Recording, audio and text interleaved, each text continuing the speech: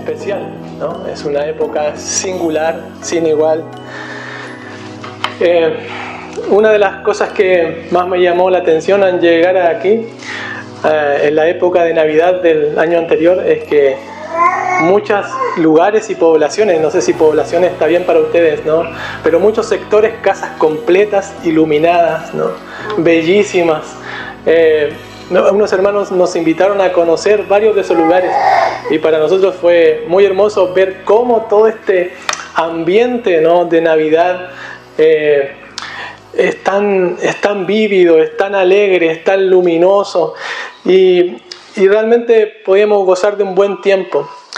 Y la Navidad para muchas personas es ese tiempo. A veces es un tiempo de familia, un tiempo de dar, un tiempo de solidaridad, ¿no?, de ayudar a otros.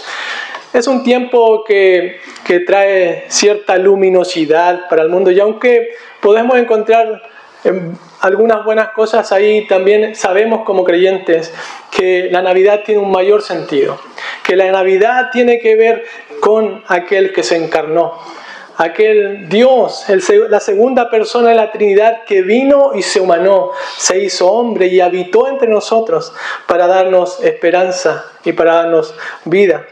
Y es lo que el texto de esta tarde queremos evidenciar, que nuestro Señor Jesucristo vino para darnos vida, para dar salvación, pero que además lo hizo de una manera muy especial. Él se encarnó y caminó entre nosotros para que nosotros, pecadores, hombres y mujeres que hemos transgredido la verdad de Dios, podamos tener en Él esperanza.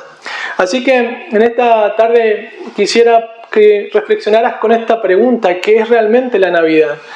¿Qué es realmente Cristo? ¿Quién es realmente nuestro Señor?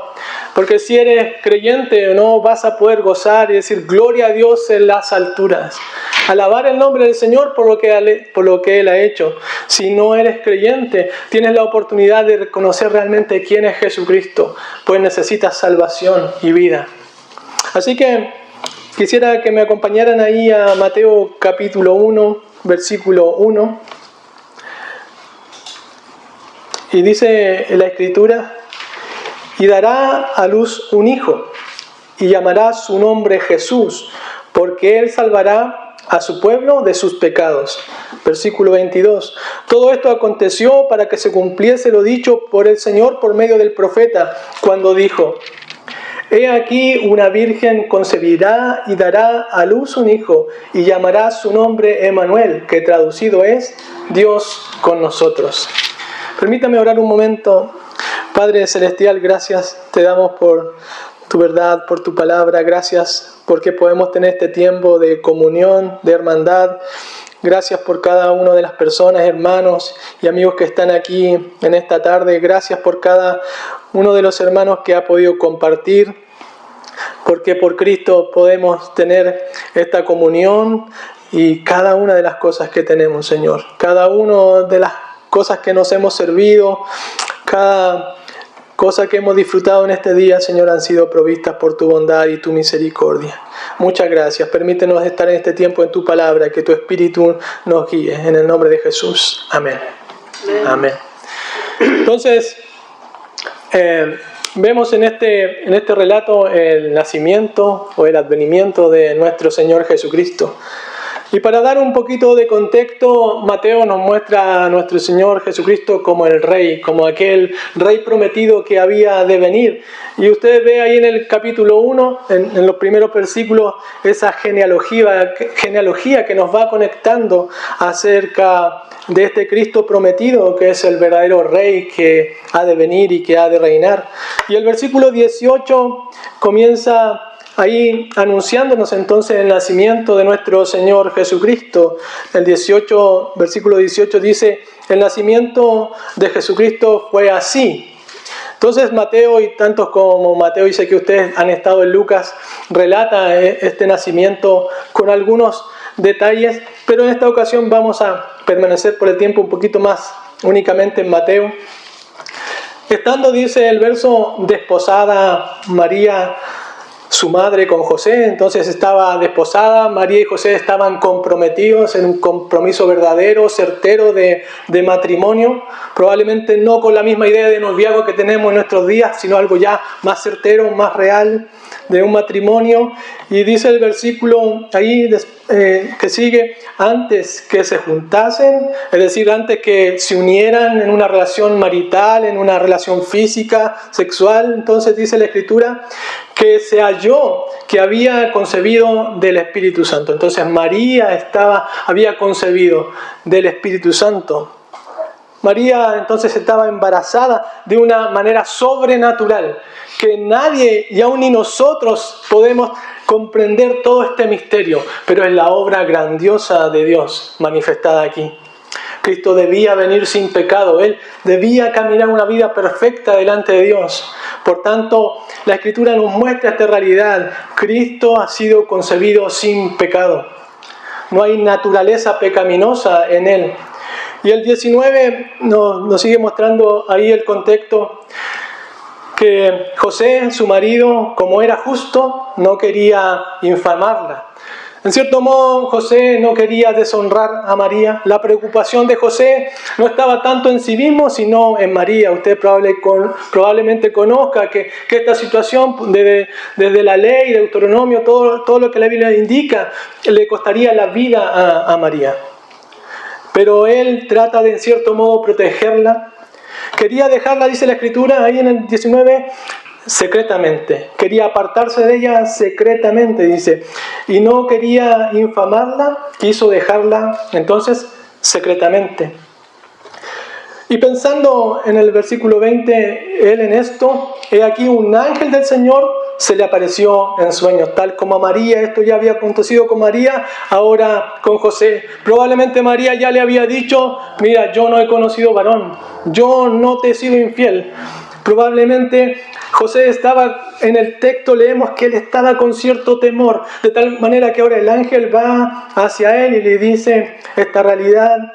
Y pensando entonces, dice que José estaba pensando en esto, he aquí un ángel del Señor le apareció en sueños y le dijo, José, hijo de David. Otra vez Mateo está marcando aquella realidad de que Cristo es rey, que Cristo es el verdadero rey que había de venir.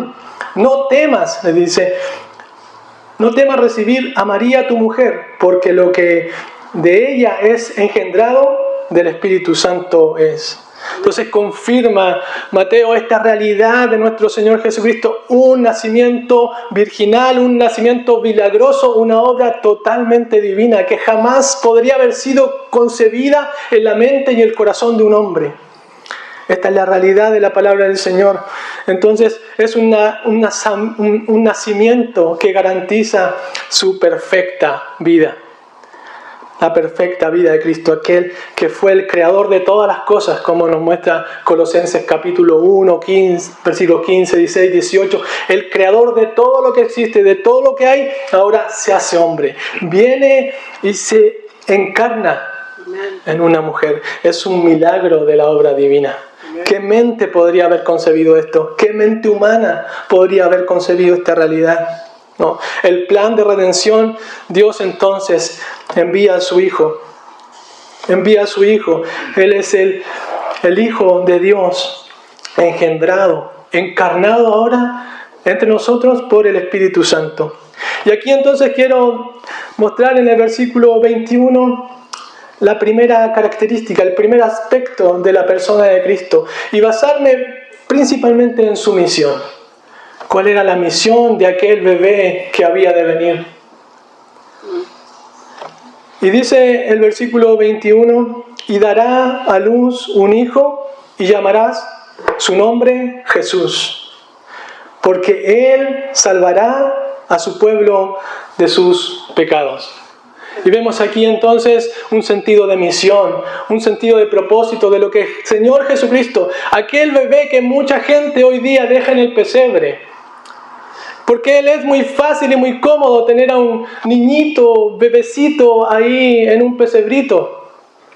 Aquel rey verdadero que había de venir nace en pobreza, pero Él es la gloria de Dios que se encarna entre nosotros.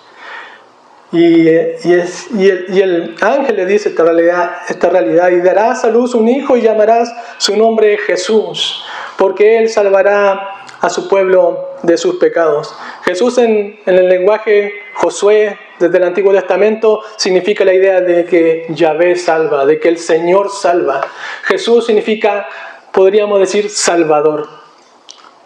Jesús es el Salvador. Solo Él salvará a su pueblo de sus pecados. No hay otra manera de ser salvo. No hay otro camino. No hay nadie más en quien podamos confiar la esperanza de nuestras vidas. Solo en Cristo. La realidad entonces es que Cristo salva a todo aquel que viene a Él en arrepentimiento y fe. Él es el Salvador. Él es Jesús. Ahora, la pregunta que pudiéramos hacernos: ¿por qué usted y yo necesitamos un Salvador? ¿Por qué el mundo necesita un Salvador? ¿Por qué somos necesitados de un Salvador? Y la respuesta está en el texto bíblico. Nos dice: porque Él salvará a su pueblo de sus pecados. Necesitamos salvación porque somos pecadores. Porque somos pecadores delante de Dios. Y esa es la realidad. La realidad empírica, hermanos, la vamos a ver en el texto. Somos pecadores, pero hay una realidad bíblica clara. La Biblia nos muestra que el hombre y la mujer es pecador delante de Dios, que ha pecado delante de Dios, que ha transgredido su ley y su verdad. Necesitamos entonces ser librados de la culpa, de la corrupción, del poder y del castigo que trae el pecado. Y por eso Cristo, para nosotros, es claramente el Salvador. Para los creyentes, para quienes hemos creído en Él, Cristo es el Salvador. ¿Por qué? Otra vez, porque hemos pecado delante de Dios. La Escritura muestra desde sus primeras páginas que Dios es el hacedor y el creador de todas las cosas. Y aunque el hombre en este tiempo y tiempos antiguos y de siempre ha negado la existencia de Dios, ha negado la existencia de Dios como creador, la Escritura es clara en que Él es el creador de todas las cosas. Que todas las cosas que Él hizo fueron buenas. Fueron buenas, dice Génesis varias veces, en gran manera. Fueron buenas en gran manera. Todo lo que Él hizo fue bueno en gran manera. Él creó todas las cosas para su gloria. Todo lo que existe, el hombre, la mujer, lo que vemos, las montañas, los ríos, todo ha sido creado para su gloria. Romanos 11:36 dice: porque de Él y por Él y para Él son todas las cosas. A Él sea la gloria. Amén. Dios ha creado todo para la gloria, para su gloria. Sin embargo, hermanos, el hombre ha pecado delante de Dios. Ha transgredido su verdad y su ley. A veces la gente se pregunta: ¿y por qué debo honrar a Dios? ¿Por qué Dios demanda algo de mí? ¿Por qué Dios me acusa de pecador? La cuestión principal es que de Dios son todas las cosas. De Él es la tierra y su plenitud, el mundo y los que en Él habitan. Porque si Él es el hacedor, entonces Él es el dueño, el soberano, y tiene entonces potestad para llamar lo que es bueno, para llamarnos a vivir una vida perfecta, pero una vida que ningún hombre ha podido vivir. Desde Génesis vemos que el hombre cayó, desobedeció la verdad de Dios. En Génesis 12 nos muestra que los pensamientos del hombre eran continuamente inclinados al mal. Romanos capítulo 1 nos muestra que el hombre ha buscado dar gloria a lo creado antes que al Creador. El hombre ha pecado delante de Dios. Ahora, eso a veces puede sonarnos como un dicho que tenemos en Chile: mal de muchos, consuelo de tontos. Bueno, todos pecan. ¿Qué importa? El punto, hermano, es que usted y yo personalmente hemos pecado delante de Dios y tendremos que dar cuenta un día. ¿Cómo sabemos que hemos pecado delante de Dios? Si solo pudiéramos tomar un texto de las Escrituras o un par de versículos de las Escrituras, podríamos darnos cuenta que hemos pecado delante del Señor. Mateo capítulo 22, versículos 37 y 39 dice: amarás al Señor tu Dios con todo tu corazón, con toda tu alma, con toda tu mente. Este es el primer y grande mandamiento. Y continúa el verso y dice, y el segundo es semejante a este, amarás a tu prójimo como a ti mismo. Si pudiéramos hacer una verdadera reflexión con la conciencia que Dios nos ha dado, podríamos darnos cuenta claramente que no hemos amado perfectamente a Dios todos los días de nuestra vida. No hemos amado a nuestro prójimo como la Biblia lo manda. Si yo solo pudiera pensar en el amor más cercano que usted tuviera, un familiar muy querido, un hijo, esos afectos más cercanos, aún usted si reflexionara realmente podría decir, yo no he amado de esta manera. Yo no he amado verdaderamente a mi esposa o a mi hija todos los días que he estado con ella. Eso muestra, hermanos, mi pecaminosidad. La muerte espiritual del hombre se evidencia entonces en que tiene la incapacidad de amar verdaderamente. La Escritura es clara que no hay justo ni aun uno. No hay quien entienda, no hay quien busque a Dios. Por tanto, eso nos devuelve otra vez a nuestro pasaje. ¿Por qué necesitamos un Salvador? Porque hemos pecado delante de Dios.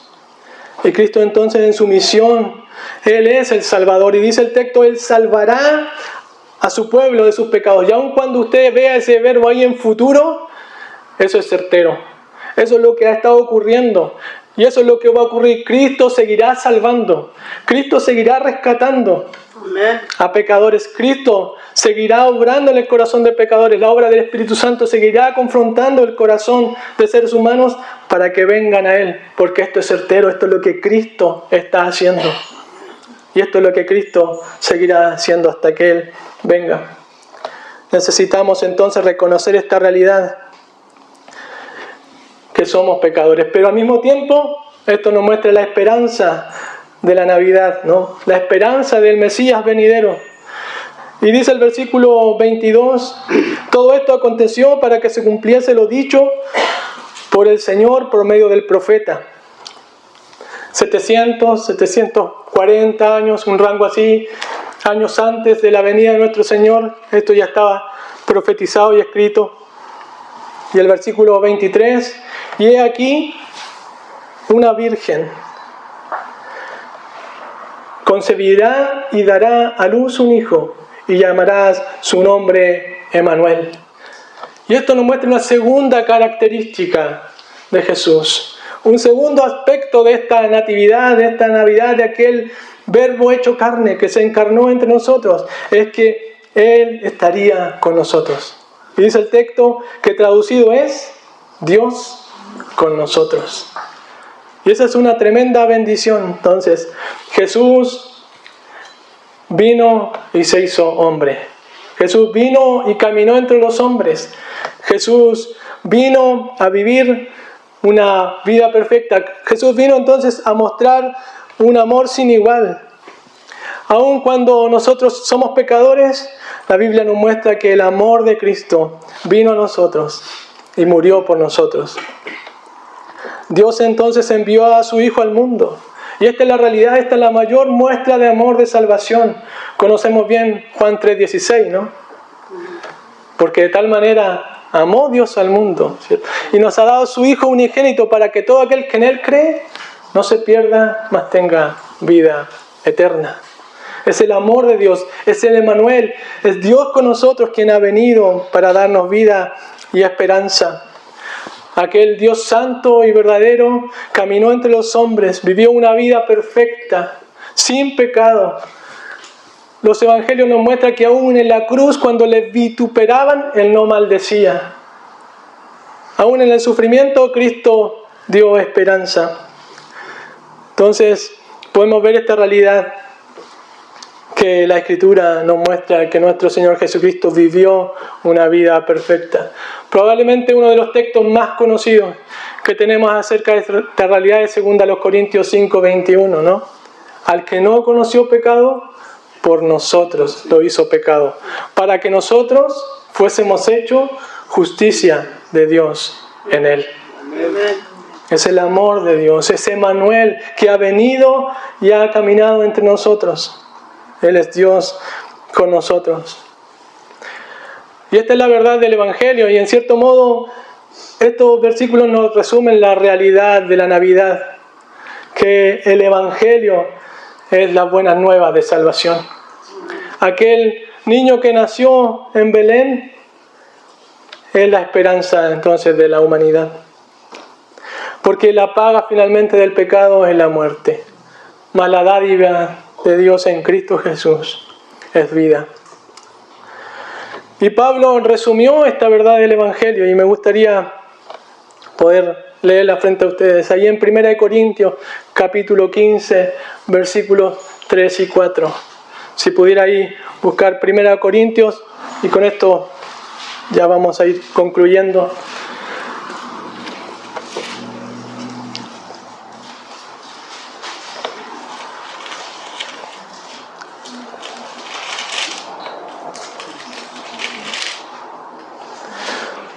Pablo dice ahí en 1 Corintios 15, versículos 3 y 4, porque primeramente os he enseñado lo que asimismo recibí, que Cristo murió por nuestros pecados conforme a las Escrituras, y que fue sepultado, y que resucitó al tercer día conforme a las Escrituras. Esta es la verdad del Evangelio. Y aún es la verdad de la Navidad, que Cristo vino a morir, que Cristo vino a salvar, que Él caminó entre nosotros para darnos esperanza. Y esta es la obra de Dios, una obra milagrosa, donde el Espíritu Santo trae la segunda persona de la Trinidad y es una obra que nos da esperanza a nosotros. Es el mismo Espíritu Santo que está trabajando en nuestros corazones. Es el mismo Espíritu Santo que nos da la esperanza de creer.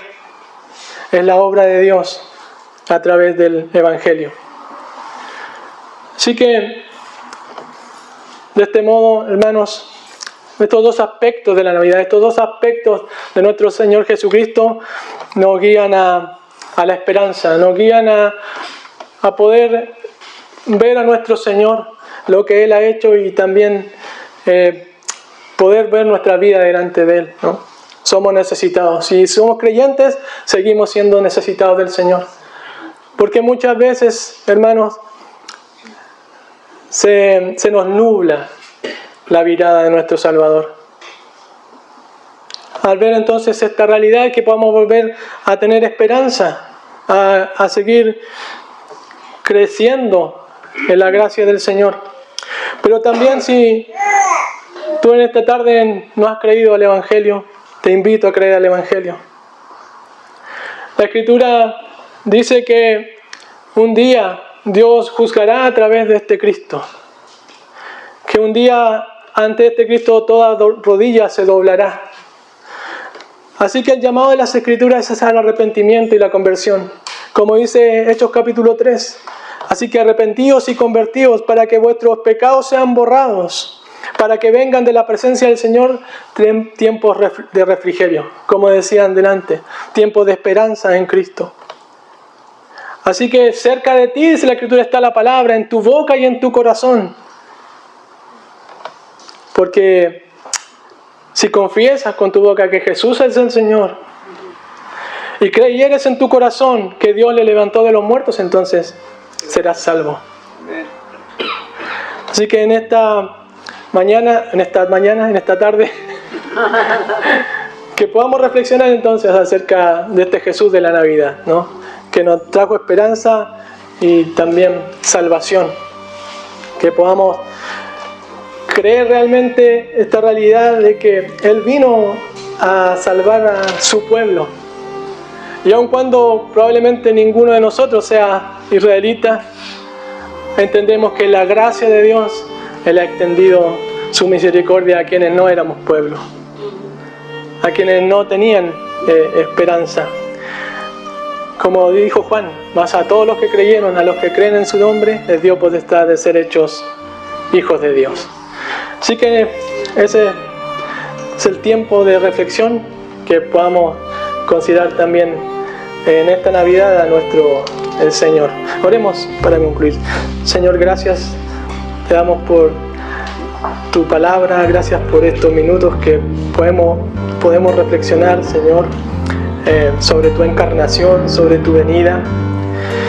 Dios amado, somos necesitados de ti cada día y que podamos ver a la luz de tu palabra, Señor, nuestra necesidad de conocerte más y de buscarte más.